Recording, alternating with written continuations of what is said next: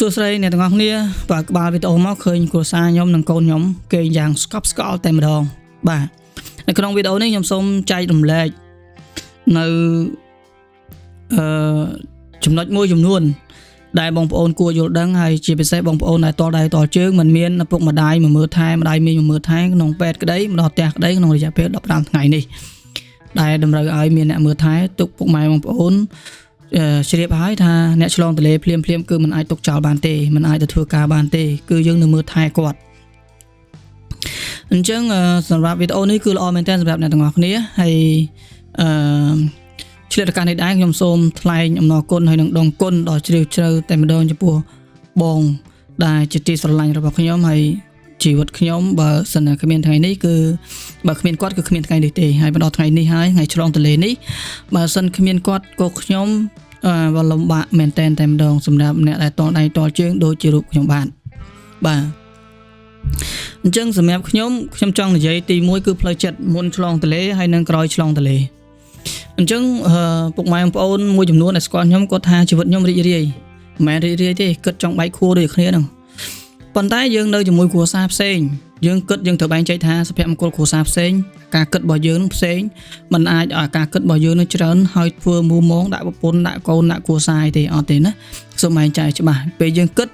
តអីមួយឲ្យច្បាស់កុំមកយកអារោងលោកឡំមួម៉ៅហ្នឹងយកមកជះដាក់ប្រពន្ធកូនអត់ត្រូវទេអញ្ចឹងកត្តាទី1គឺតេតូននៅផ្លូវចិត្តមុនឆ្លងទន្លេ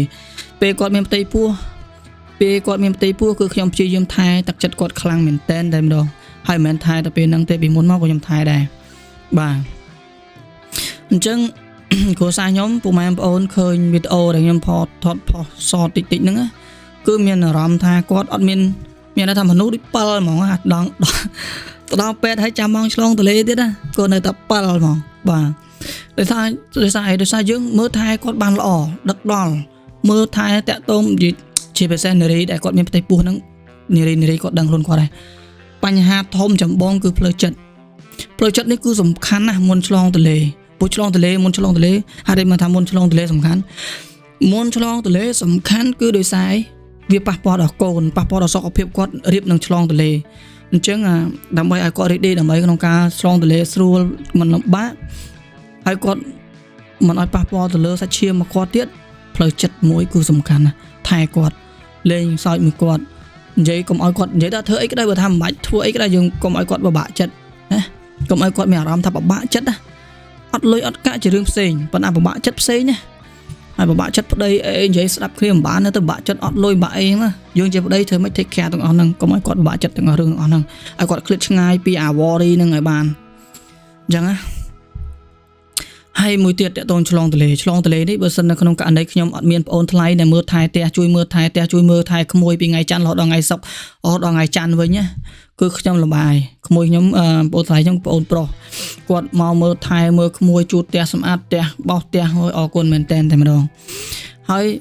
នៅមកដល់ផ្ទះវិញគឺយើងត្រូវមើលថែគាត់និយាយទៅឆ្លងទន្លេហើយភ្លាមគឺយើងត្រូវមើលថែទឹកចិត្តគាត់មើលថែជាសំខាន់ណាអាចំណីហ្នឹងវាជារឿងមួយល្អបំផុតដែរបាទសំខាន់មួយទៀតគឺទឹកចិត្តគឺថាផ្លូវចិត្តរបស់គាត់នឹងគឺយើងត្រូវមើលថែឲ្យបានដល់យ៉ាងពេញទំហឹងតែម្ដងកុំឲ្យមានស្នាមបន្តិចបន្តួចប៉ះពាល់ដល់ចិត្តរបស់គាត់គឺពេលអាឆ្លងទន្លេហើយនឹងគឺសំខាន់ណាស់លោកស្រីតែកាលណាមានឆ្លងទន្លេហើយនឹងធ្វើឲ្យគាត់ខ្នក់ចិត្តធ្វើឲ្យគាត់មានកូនចិត្តលំបាកចិត្តខ្ញុំប្រាប់ព្យាបាលរាប់ឆ្នាំអត់ងាយជាទេឃើញអ្នកខ្លះឈួតអ្នកខ្លះដើរស្តិវឹបបន្លាស់ដើរនេះដើរនោះហ៎ឈួតដោយសារគាត់អាកូនចិត្តមុនឆ្លងទន្លេណាអាក្រោយឆ្លងទន្លេគាត់លំបាកចិត្តរហូតអញ្ចឹងគឺអត់បានទេគឺថា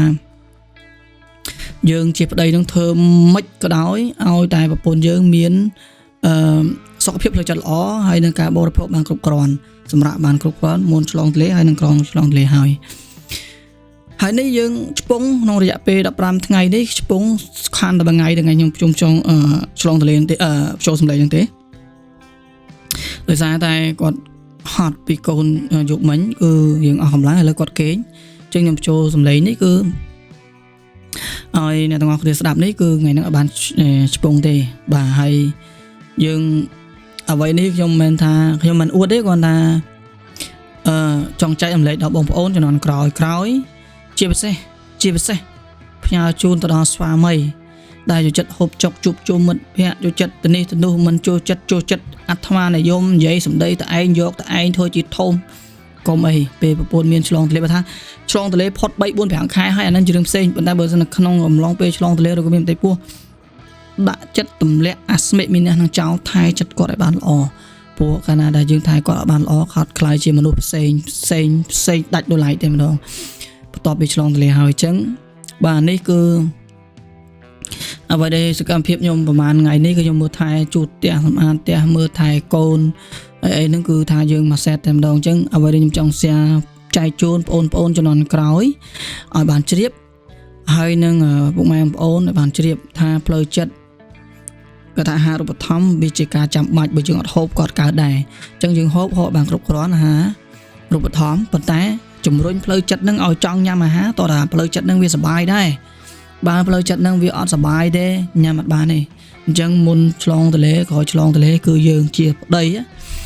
គឺប្តីបតិប្រែថាជាម្ចាស់ហ្នឹងឬក៏ជាម្ចាស់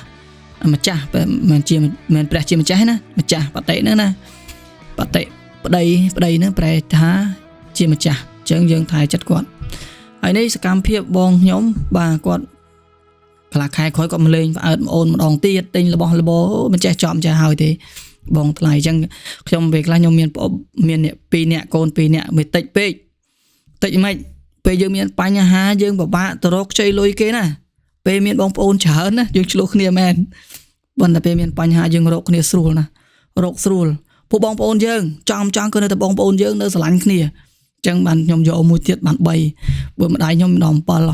ខ្ញុំ3ខ្ញុំគាត់ថាតិចផងវាអត់មានលទ្ធភាពបើមានលទ្ធភាពខ្ញុំយក5